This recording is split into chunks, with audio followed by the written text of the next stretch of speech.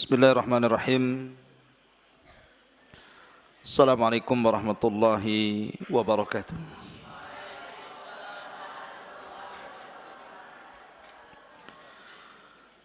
Bihamdillah wassalatu wassalamu ala Rasulillah wa ala alihi wa sahbihi wa mawalah. Wa la hawla wa la quwwata illa billahi wa ba'du. قال الله عز وجل يا أيها الذين آمنوا اتقوا الله حق تقاته ولا تموتن إلا وأنتم مسلمون أما بعد. Ma'asyiral muslimin yang dimuliakan Allah Subhanahu wa taala, alhamdulillah di malam hari ini kembali kita duduk di Masjid Pesantren Jabal Uhud, Tiban, Batam. Salawat dan salam tak lupa kita aturkan kepada Rasul kita Nabi besar Muhammad sallallahu alaihi wa ala alihi wasallam. Pembahasan di malam hari ini kita akan membahas 5 peristiwa hidup setelah kematian. 5 peristiwa hidup setelah kematian. Dan semua tertuang dalam satu surat di dalam Al-Quranul Karim, surah Al-Baqarah. Jadi kita akan membahas 5 peristiwa hidup setelah kematian di dalam surah Al-Baqarah. Pertama, surah Al-Baqarah ayat 55 sampai 56. Ayat 55 sampai 56. Allah Subhanahu wa taala berfirman, "Wa idh qultum ya Musa lan nu'mina laka hatta narallaha jahra fa akhadhatkumus sa'iqatu wa antum tanzurun thumma ba'atsnakum min ba'di mautikum la'allakum tashkurun." Allah Subhanahu wa taala berfirman, dan ingatlah ketika kalian berkata, wahai Musa, kami tidak akan beriman kepadamu sampai kami melihat Allah terang-terangan. Maka datanglah halilintar menyambar kalian, dan engkau melihat halilintar itu. Kemudian halilintar itu membunuh semua orang. Tsumma ba'atsnakum min ba'di mautikum, tetapi setelah itu kami bangkitkan kembali kalian setelah kematian kalian. La'allakum tashkurun, agar kalian bersyukur. Bagaimana kisahnya? 2 ayat dalam surah Al-Baqarah 55 dan 56. Begini ikhwan, coba perhatikan, jangan ribut. Jadi ketika Nabi Musa alaihi salatu wassalam menghukum Bani Israel gara-gara mereka menyembah patung anak sapi yang dibuat oleh Samiri. Jadi ada orang namanya Samiri, munafiknya Bani Israel, membuat patung anak sapi dari emas. Lah Samiri ini memiliki tanah bekas pijakan kaki kuda Jibril. Jadi ketika Samiri melihat Jibril sedang berjalan bersama Nabi Musa saat Fir'aun ditenggelamkan, maka Samiri melihat pijakan kaki kuda itu, kemudian bekas pijakannya, tanahnya diambil. Kemudian setelah itu, karena Samiri mengutip emas-emas yang dibuang Bani Israel, karena itu emas-emas harta rampasan dari orang-orangnya Fir'aun di Mesir, maka mereka buang karena tidak boleh dibawa. Tetapi oleh Samiri dikutip emas itu, kemudian dicetak jadi patung sapi dari emas. Setelah dicetak jadi patung sapi, tanah bekas pijakan kaki kuda Jibril itu disiramkan ke dalam patung anak sapi itu. Tiba-tiba bersuara, lahu khuar, dalam Quran disebutkan, tiba-tiba suara keluar dari patung anak sapi itu. Gimana suara sapi? Oh, ya. Ma'asyiral muslimin yang dimuliakan Allah Subhanahu wa taala. Lah ketika itu Nabi Musa sedang meninggalkan Bani Israel selama 40 malam untuk mengambil Taurat. Tiba-tiba Samiri mengatakan kepada Bani Israel, lihat, Musa nabi kalian cari Tuhan jauh sekali sampai harus ke Bukit Saina, padahal Tuhannya ada di sini, maksudnya patung anak sapi. Maka 70.000 Bani Israel murtad, menyembah patung anak sapi yang dirangkai Samiri dan meninggalkan agama tauhid.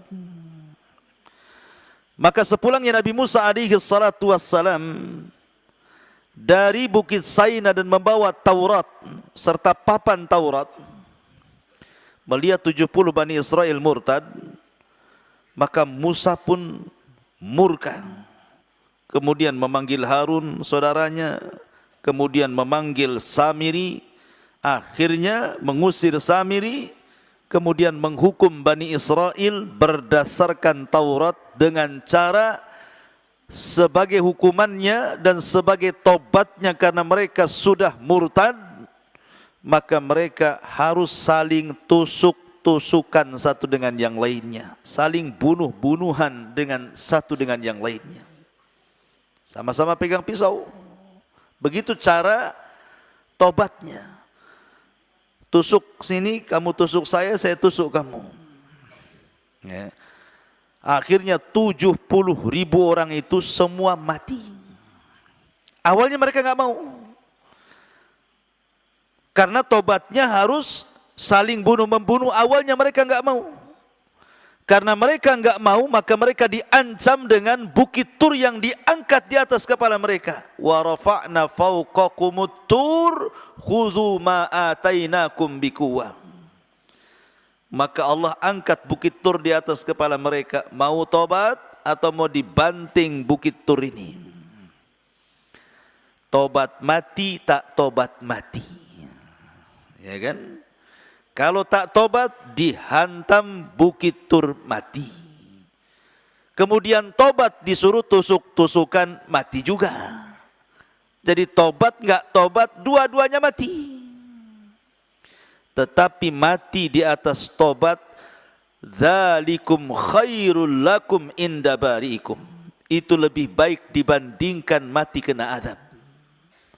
Akhirnya mereka pun memilih tusuk-tusukan satu dengan yang lainnya. Kemudian semua mati sebanyak 70.000 Bani Israel. Mati semua. Ya. Maka Nabi Musa alaihi salatu wassalam mulai menggembleng orang-orang yang tidak terlibat dalam pemurtatan Samiri. Kemudian Nabi Musa ingin membawa mereka supaya meyakinkan bahwa dia bisa bicara dengan Allah. Maka diajaklah beberapa orang pilihan menuju Bukit Tur Sina. Ada yang mengatakan 6 orang, ada yang mengatakan 12 orang, wallahu alam. Yang jelas khawasnya Nabi Musa, orang-orang pilihannya Nabi Musa, diajak oleh Musa biar mereka yakin bahwa dia bisa berbicara dengan Allah. Berangkatlah mereka. Di tengah jalan mereka enggak yakin dengan Nabi Musa. Subhanallah, padahal ini orang pilihan nih.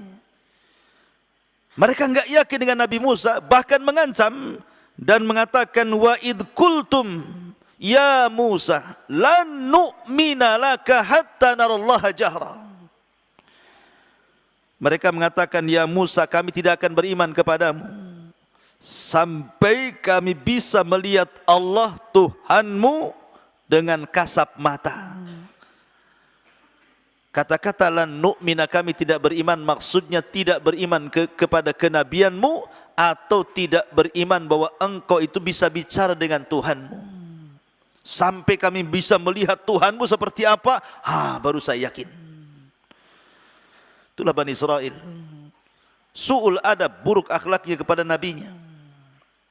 Maka ketika mereka kemudian ngomong seperti itu saja, tiba-tiba karena ucapannya lancang, ikhwan, itu ucapan lancang sekali kepada nabinya, mengatakan kami tidak beriman kepadamu wahai Musa, sementara mereka sudah banyak diselamatkan oleh Allah lewat Nabi Musa, diberikan nikmat oleh Allah lewat Nabi Musa.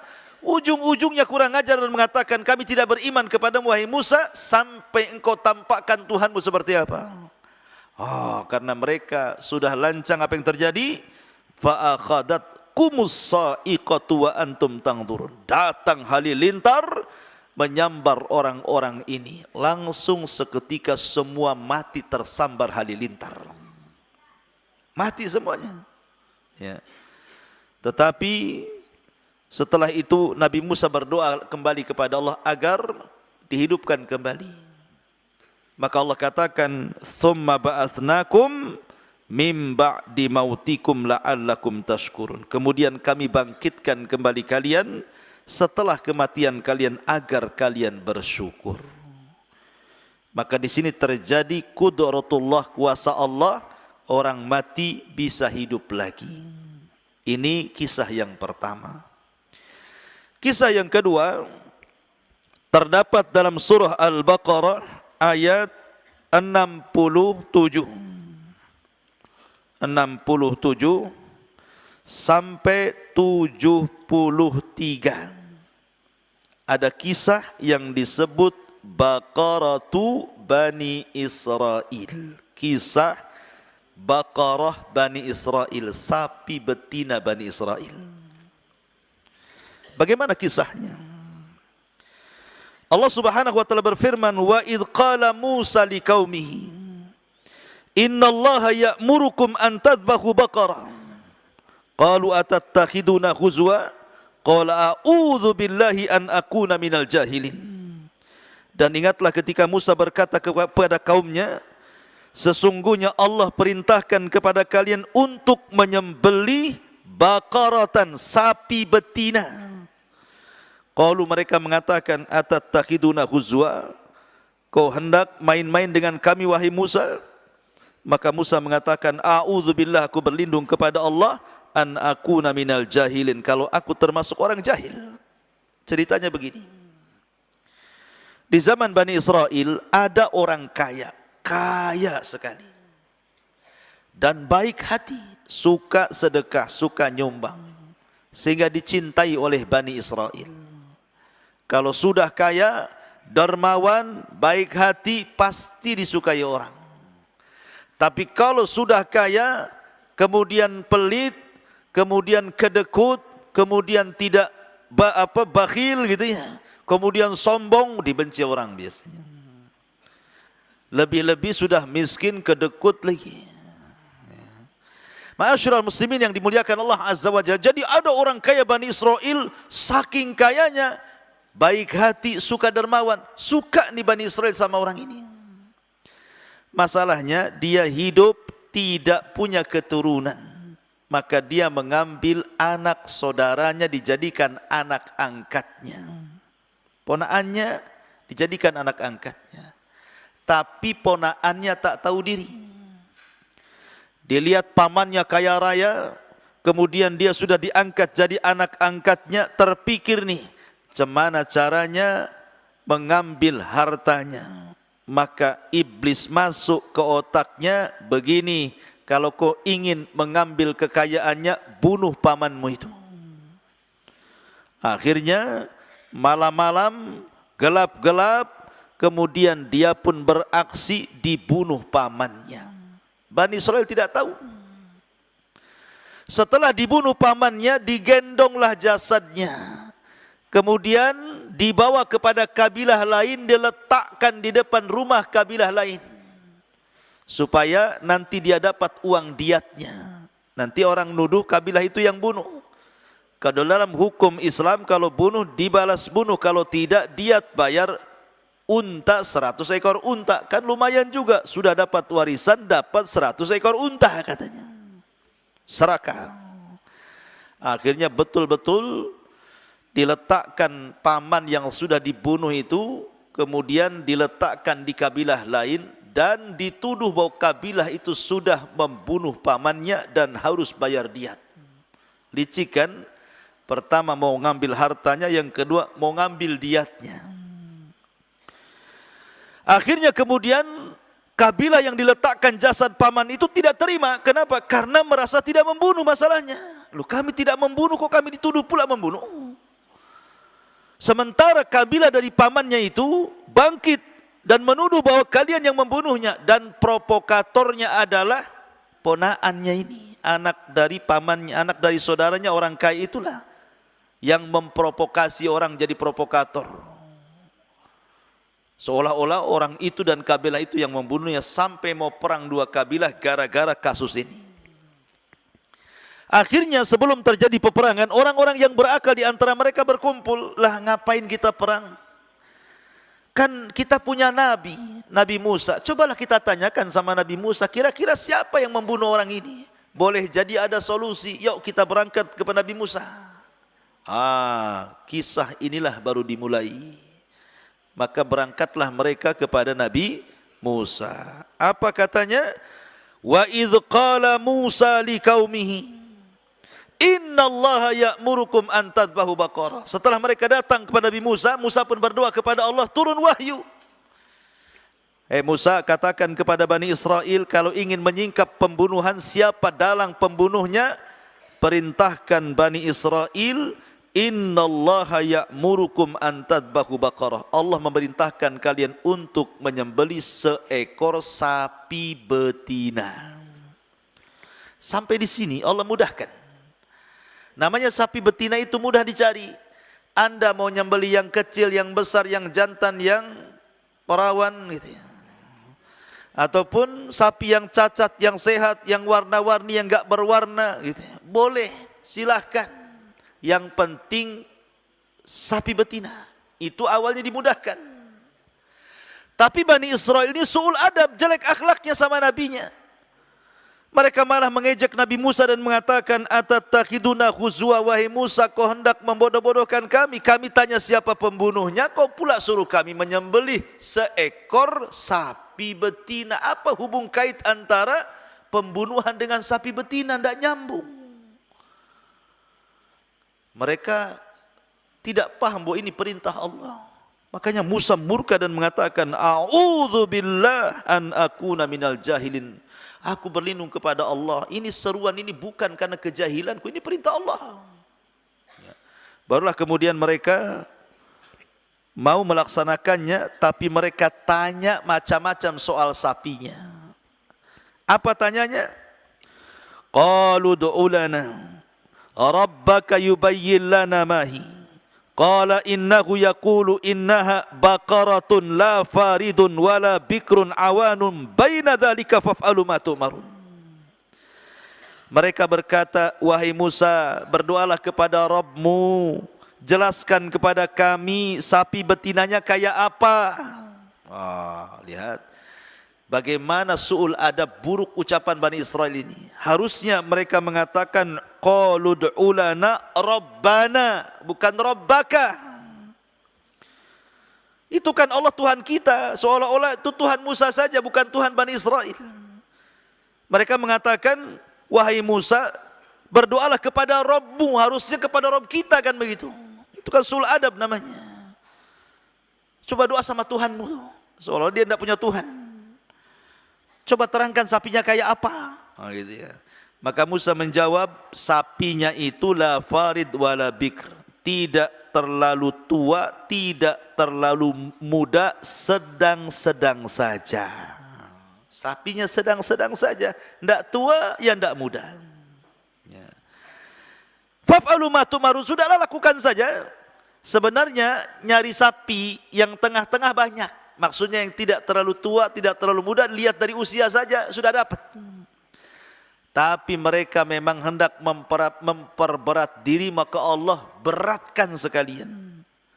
Fasyaddadu fasaddadallah. Ketika mereka hendak berat, Allah berikan berat. Kemudian mereka mengatakan, qalu ulana rabbaka yubayyilana ma launuha. Gini wahai Musa, nampaknya enggak jelas itu. Sekarang kami tanya warnanya lah. Kayak apa warnanya itu sapi itu? Maka Musa mengatakan, warna sapinya, qala innahu yaqul innaha baqaratun safra faqi'un launuha tasurrun nadhirin. Oh, sapi betinanya warnanya kuning tua, artinya kuning pekat, enggak ada warna lain. Kan sulit ikhwan cari sapi betina warna kuning pekat, kuning tua, kecuali sapinya dipilok. Kan susah warnanya, mau nyari di mana? Ya, warna sapi kayak gini nih. Cukup tidak, faqi'ul launuha tasurrun nadhirin. Di mana kuning itu tidak ada warna lain kecuali kuning, dan kalau orang melihatnya langsung suka, karena tidak semua orang suka sapi kan, tapi khusus sapi ini kalau orang melihat langsung senang. Wah, makin sulit lagi. Dasar degil Bani Israel masih dibilang enggak jelas. Gimana enggak jelas? Usianya yang tidak terlalu muda dibilang enggak jelas. Tanya warna, warna sudah jelas, cari yang kuning pekat, tidak ada warna lain, dibilang enggak jelas. Tanya lagi. Qalu ulana rabbaka yubayyin lana ma hi innal baqarata syabaha alaina wa inna insyaallah la muhtadun. Maka mereka mengatakan, wahai Musa, tolonglah berdoa lagi, jelaskan sejelas-jelasnya. Sapi yang mau kami sembelih itu nampaknya masih samar. Bani Israel nih, degilnya kayak gitu. Masih samar nih, nggak jelas juga nih katanya. Pada sudah jelas dibilang nggak jelas. Ya. Tolonglah jelaskan yang sejelas-jelasnya biar kami dapat petunjuk. Oke, kata Nabi Musa. Musa berdoa kepada Allah kemudian mengatakan, qala innahu yaqul innaha baqar la dhalulun tuthirul arda wa la taskil hartha musallamatu la syiyata fiha qalul ana ji'ta bil haqq fadhabahuha wa ma kadu yaf'alun. Kemudian dan Musa menjawab, sapi itu adalah sapi betina yang belum pernah dipakai untuk membajak tanah, tidak pula untuk mengairi tanaman, sehat dan tanpa belang. Mereka berkata, sekarang baru jelas sapinya. Masalahnya ada enggak sapinya? Dibilang udah jelas, sapinya ada enggak? Rupanya satu Bani Israel yang punya sapi kayak itu cuma satu. Anak yatim. Anak yatim punya sapi, itu warisan satu-satunya dari orang tuanya, persis sifatnya seperti yang disifatkan oleh Musa kepada Bani Israel. Maka Allah mengirim malaikat untuk menjelma manusia dan mendatangi anak yatim yang punya sapi itu.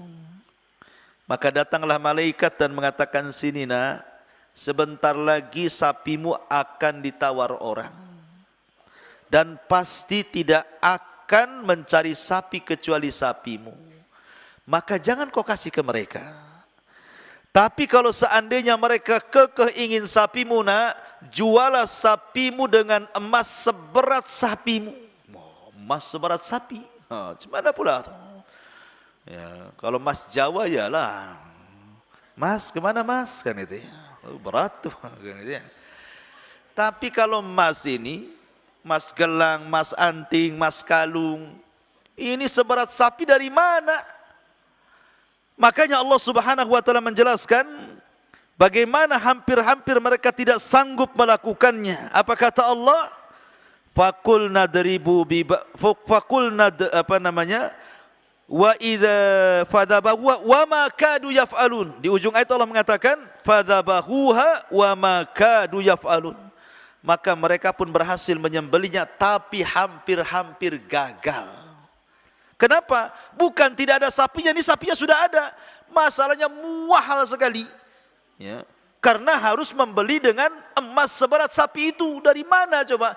Terpaksalah akhirnya mak-mak, ibu-ibu gitu ya, dicopotin antingnya, kalungnya, gelangnya, dikumpulkan di kilo, kemudian setelah seberat sapi itu baru anak yatim memberikan sapinya. Anak yatim ini kaya mendadak.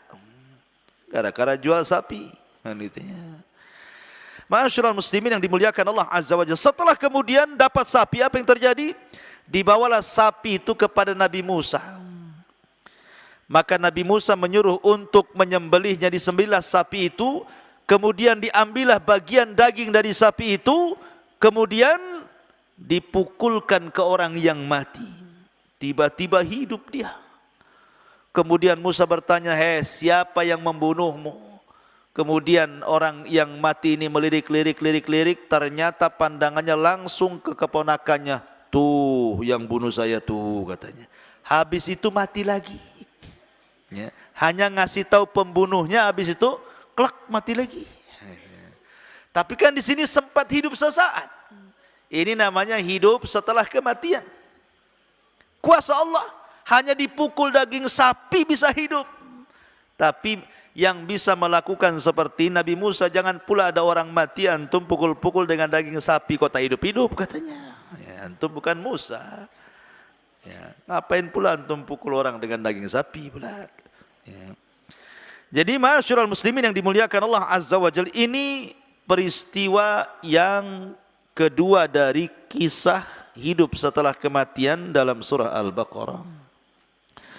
Kemudian kisah yang ketiga masih dalam surah Al-Baqarah ayat 259. Agak jauh. Al-Baqarah 259. Allah Subhanahu wa taala berfirman di dalam Al-Baqarah 259 tentang kisah di mana Ibrahim alaihi salatu wassalam, di mana ada seorang nabi yang dalam sejarah disebut Uzair. Kisah Nabi Uzair disebutkan dalam Al-Baqarah 259.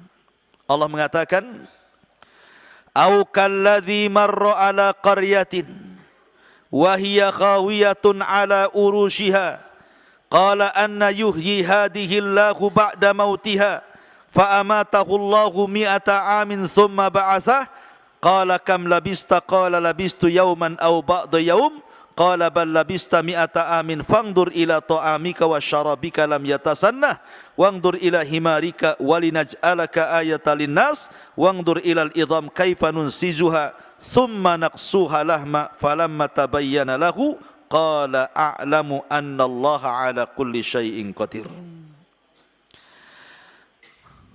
Kisahnya begini. Dulu orang-orang Yahudi menguasai Palestina. Tapi orang-orang Yahudi itu terkenal su'ul adab kepada para nabi. Buruk adabnya, buruk akhlaknya, buruk muamalahnya, sehingga terkadang mereka mendustakan nabi, bahkan sampai membunuh para nabi. Sampai-sampai Nabi Zakaria dibunuh orang Yahudi, Nabi Yahya dibunuh orang Yahudi, Nabi Isa pun tidak lepas akan terjadi pembunuhan kalau tidak diangkat Allah ke langit. Banyak, akhirnya kemudian banyak para nabi yang didustakan dan dibunuh. Sebab itulah Allah datangkan kepada Yahudi Bani Israel pasukan besar yang dipimpin oleh Bukhtun Nasr. Ada orang namanya Bukhtun Nasr, penguasa Babil Irak, membawa pasukan besar kemudian menyerang Palestina dan dihancurkan serata-ratanya bangunannya itu. Diratakan dengan tanah. Orangnya dibantai. Perempuannya kemudian jadi budak. Yang lainnya pergi tunggang langgang ketakutan. Dan banyak orang dibantai di Palestina oleh pasukan Bukhtun Nasr yang datang dari Babil, Irak. Akhirnya orang-orang Yahudi pun terancam. Kenapa? Karena kalah, Palestina dihancurkan oleh Bukhtun Nasr. Karena padahal sebelumnya mereka sudah baru saja membunuh Nabi Yahya dan Zakaria. Tiba-tiba mereka diserang oleh kerajaan Babil dipimpin Bukhtun Nasr, kotanya hancur sehancur-hancurnya, perempuannya diperbudak, laki-lakinya dibantai, akhirnya yang lainnya lari tunggang langgang gak karu-karuan. Akhirnya kota itu hancur lebur. Kemudian Bukhtun Nasr pulang ke Irak membawa harta rampasan perang dan tawanan-tawanan perang. Kemudian tiba-tiba kota itu sudah hancur, tidak berpenghuni lagi, kota mati. Tiba-tiba ada seorang nabi lewat, namanya Uzair alaihi salam. Di sini cerita dimulai, au kalladzi marra ala qaryatin wa hiya khawiyatun ala urushiha. Atau seperti orang yang melewati sebuah negeri yang bangunan-bangunannya telah roboh hingga menutupi reruntuhan atap-atapnya. Jadi Nabi Uzair ini melihat Palestina yang tadinya megah, rame, sekarang sudah roboh. Enggak ada orang, bangunannya rusak. Ya. Maka Uzair pun berfikir, kemudian termenung dan mengatakan, anna yuhyi hadhillahu ba'da mautiha, kata Uzair. Mungkinkah Allah Subhanahu wa taala kembali menghidupkan kota setelah kematiannya? Uzair bukan mengingkari kuasa Allah, tidak. Seperti kita lah sekarang itu melihat Suria, perang Suria yang tadinya kota yang sangat indah, setelah terjadi perang bom sana sini akhirnya banyak yang rusak. Tentu kita berpikir kapan Suria seperti dulu. Nah, gitu ya. Mungkin gak dia bangkit lagi? Nah, Uzair mengatakan seperti itu ketika melihat Palestina hancur, dihancurkan Bukhtun Nasr. Uzair ini berpikir, barusan kemarin saya lewat kota ini, indah, penuh dengan orang, bangunannya tinggi-tinggi, kok sekarang sudah roboh rata dengan tanah, tidak ada orang pun. Mungkin gak Allah mengembalikan kota ini seperti semula? Nah, itu dalam hati Uzair berpikir seperti itu. Akhirnya karena sudah panas duhur, Uzair pun mencari tempat istirahat. Masuklah dia ke dalam gua kecil, kemudian dia pun menyandarkan, merebahkan badannya, tiba-tiba tidur dan tidak bangun-bangun sampai 1 abad. 1 abad berapa? 100 tahun. Tidur 100 tahun, ikhwan. Antum aja tidur 2 hari itu udah malas luar biasa ya. 100 tahun tidur, puas enggak tuh tidur 100 tahun tuh? Antum enggak puas lah. Jadi akhirnya kemudian tidur 1 abad tuh, enggak bangun-bangun. Masya Allah, kuasa Allah. Lah Uzair ini membawa perbekalan makanan. Di makanan itu ada roti gitu ya. Lah ketika itu kan Uzair sedang buat roti itu. Jadi sedang ngadon roti dengan dikasih asir, dikasih jus gitu ya, dicampur biar lembut rotinya. Ditaruh di panci gitu. Kemudian keledainya diikat di samping gua, kemudian sambil nunggu makanan itu dia tidur. Rupanya ndak terasa 1 abad dia baru bangun. Apa yang terjadi dengan makanannya dan apa pula yang terjadi dengan keledainya? Disinilah kuasa Allahnya. Maka Allah Subhanahu wa taala kemudian bangunkan Uzair setelah fa'amatahullahu mi'ata amin. Setelah Allah buat Uzair itu diwafatkan, maksudnya ditidurkan selama 100 tahun 1 abad. Tsumma ba'atsah, tiba-tiba Allah bangunkan. Diutusnya malaikat suruh bangunkan, bangunkan Uzair tuh, udah lama, udah 100 tahun tuh dia tidur tuh. Akhirnya pun dibangunkan sama malaikat. Ditanya sama malaikat, kam labista, berapa lama kau sudah tinggal di sini Uzair? Kata Uzair, labistu yauman au ba'da yaum. Dia kaget, oh boleh jadi saya baru tidur 1 hari atau mungkin setengah hari katanya. Karena dia tidurnya ketika ditidurkan duhur, ketika dibangunkan asar. Disangkanya tidur dari duhur ke asar. Padahal sudah 1 abad dia tidur. Ya. Akhirnya kemudian dijelaskanlah sama malaikat ini.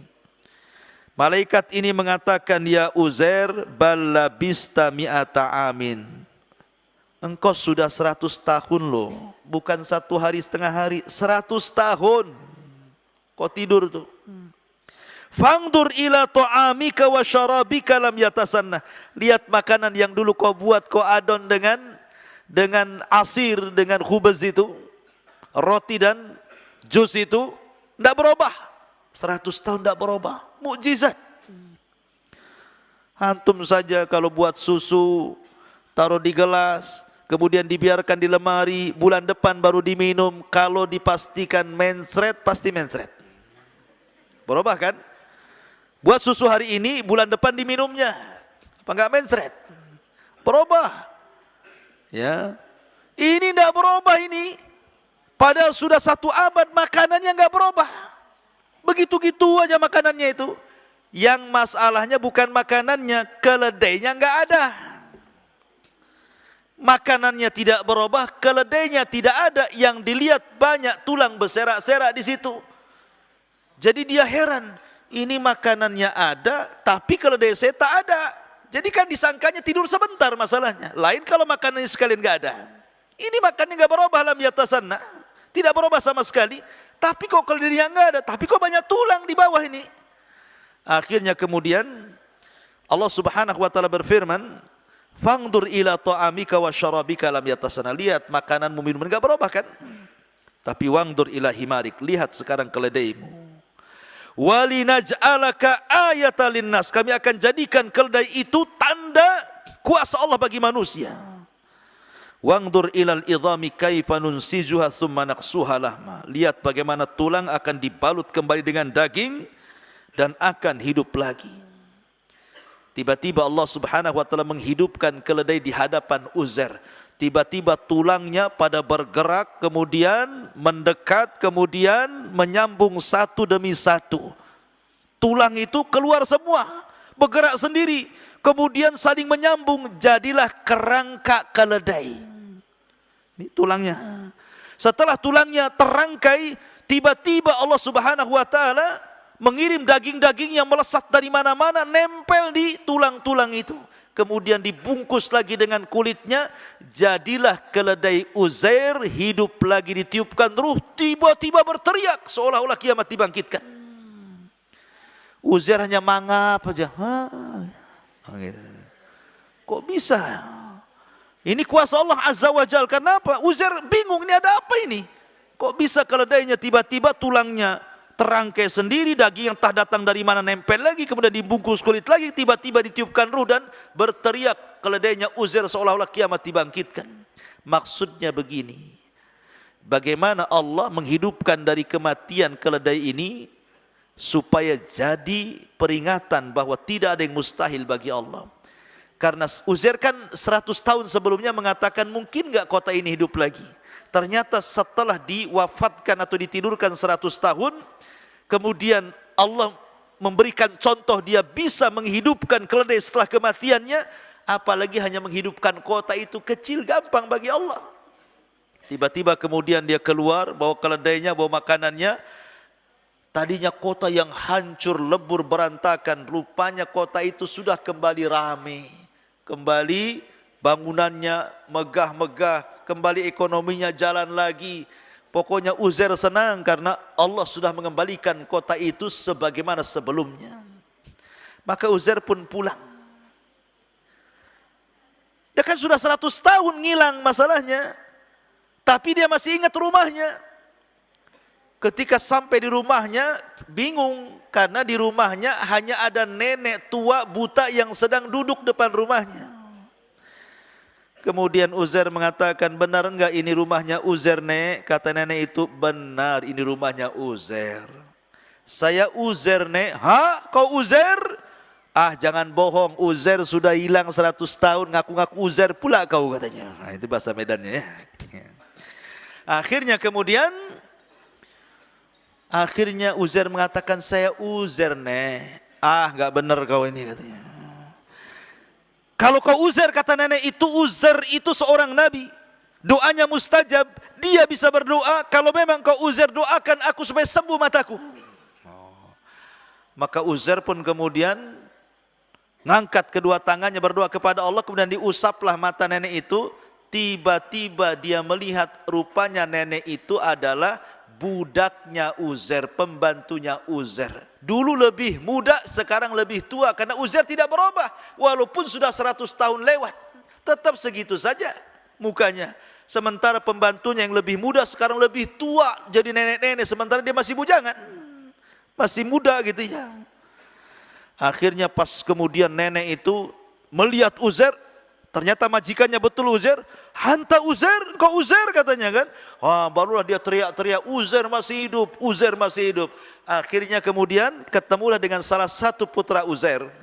Uzair putranya nggak percaya, putranya udah tua juga, bapaknya masih muda gitu ya. Karena yang 100 tahun nggak dihitung masalahnya. Kalau kau adalah bapakku, katanya, bapakku itu pernah menyembunyikan Taurat sebelum Bukhtun Nasr menghancurkan Palestina. Ah, sekarang di mana Taurat itu? Akhirnya kemudian Uzair pun mencari-cari Taurat. Rupanya setelah ditunjukkan tempat Taurat disembunyikan, Taurat itu sudah hancur kena puing-puing, apalagi sudah 100 tahun. Akhirnya Allah Subhanahu wa taala anugerahkan kepada Uzair ingatan mampu menghafal Taurat yang tidak dimiliki kepada Nabi Musa. Sehingga dia bacakan Taurat lewat hafalannya. Sejak itulah orang Yahudi menganggap Uzair itu anak Tuhan. Wa qalatil Yahud Uzair ibnullah wa qalatin Nasara al-Masih ibnullah. Orang Yahudi mengatakan Uzair itu anak Allah. Ini peristiwa yang ketiga. Kemudian peristiwa yang keempat, Allah Subhanahu wa taala juga menceritakan hal yang sama tentang kisah Nabi Ibrahim ayat setelahnya. Langsung setelah kisah Uzair, langsung ayat 260-nya diceritakan. Wa idh qala Ibrahimu rabbi arini kaifa tuhyil mauta. Qala awalam tu'min qala bala walakin liyatma'inna qalbi. Qala faqud arba'atan minat tayri fasurhunna ilaika thumma ij'al ala kulli jabali minhunna juz'a thumma ud'uhunna ya'tinaka sa'ya wa'lam annallaha azizun hakim. Dan ingatlah ketika Ibrahim berkata, ya Tuhanku, perlihatkanlah kepadaku bagaimana engkau menghidupkan orang mati. Allah berfirman, belum percayakah engkau wahai Ibrahim? Maka Ibrahim menjawab, aku percaya Rabb, tetapi agar hatiku tenang. Maka Allah berfirman, kalau begitu ambillah 4 ekor burung. Ada yang mengatakan 4 ekor burung itu 1 ayam, 1 entok, 1 burung, 1 apa ya tafsirannya itu. Yang jelas dia jenis burung. Kemudian cincanglah 4 burung itu. Kemudian letakkan di masing-masing bukit 1 bagian, kemudian panggillah mereka, niscaya mereka akan datang kepadamu dengan segera. Ketahuilah Allah Maha Perkasa dan Maha Bijaksana. Jadi Nabi Ibrahim dan dia Khalilur Rahman meminta kepada Allah Azza wa Jal agar menerangkan bagaimana Allah Subhanahu wa taala menghidupkan setelah kematian di hari kebangkitan. Maka Allah mengatakan, ya Ibrahim, kau tidak percaya aku akan membangkitkan manusia di hari kebangkitan? Kata Ibrahim, tidak, aku yakin, cuma aku biar tenang saja ya Rabb. Ah, kalau begitu begini, kau tangkap 4 burung itu, kau cincang, letakkan kepalanya di Jabal Uhud 1, ya, badannya di mana? Di Himalaya sana 1, ya, buntutnya di mana? Di mana? Oh, di Bandung sana, di Padang 1, Sumatera mana lagi? Di Alor sana, di Flores sana. Cari mana Himalaya sana. Jadi seandainya ini Kita contohkan, letakkan gunung sana, letakkan gunung sana, letakkan gunung sana, kepalanya sana, kakinya sini, badannya di sini. Akhirnya Ibrahim melakukannya. Kemudian setelah itu Allah katakan, panggil sekarang. Tiba-tiba ketika dipanggil, burung itu melesat, kepalanya lari, kakinya lari, badannya lari, sambil melayang terangkai sendiri, tiba-tiba datang menghadap Ibrahim, sudah hidup kembali. Wah, luar biasa. Ya. Itu mukjizat Ibrahim. Kalau antum nyincang burung, ya ujung-ujungnya antum masak lah. Tidak mungkin dibalikan hidup lagi. Ya. Karena manusia tidak bisa menghidupkan yang seperti itu. Ini kisah yang keberapa? Yang keempat. Masih dalam surah Al-Baqarah. Kemudian kisah yang kelima, yang terakhir adalah kisah apa namanya? Kisah apa? Masih surah Al-Baqarah. Oh, kisah Nabi Hazkiel. Al-Baqarah 243. Ini yang terakhir ya. 243. Kisah Nabi Hazkiel 243. Allah Subhanahu wa taala berfirman 243, Alam tara ilal ladzina kharaju min diyarihim wa hum ulufun hadaral maut. Faqala lahumullahu mutu thumma ahyahum. Innallaha ladzu fadlin 'alan nas walakinna aktsaran nasi la yashkurun. Tidakkah engkau lihat kepada orang-orang yang mereka keluar dari negeri mereka dan jumlah mereka uluf ribuan karena menghindari kematian. Maka Allah berfirman kepada mereka, matilah kalian. Kemudian mereka mati. Kemudian Allah katakan, hiduplah kalian. Maka mereka pun hidup. Sesungguhnya Allah sungguh pemilik keagungan atas manusia, akan tapi kebanyakan manusia tidak bersyukur. Jadi begini kisahnya ikhwan, kisah Nabi Hazkiel ini. Jadi di Bani Israel itu pernah terjadi semacam corona. Dulu kan awal-awal corona di mana di Wuhan, Cina kan. Beritanya kan heboh tuh. Ya. Sampai mayat bergelimpang-gelimpangan tuh, enggak karu-karuan di jalan-jalan, sampai daerah negeri mana itu sampai enggak terurus jenazahnya. Meninggal geletak di jalan di mana-mana gitu ya. Macam itulah di zaman Bani Israel terjadi wabah yang disebut dengan wabah taun. Jadi datang taun membunuh ribuan jiwa Bani Israel, lah yang selamat keluar. Yang selamat keluar karena takut tertular taun. Akhirnya yang selamat tidak terkena taun itu mereka karena takut tertular, mereka keluar dari negerinya. Akhirnya mereka cari tempat yang selamat.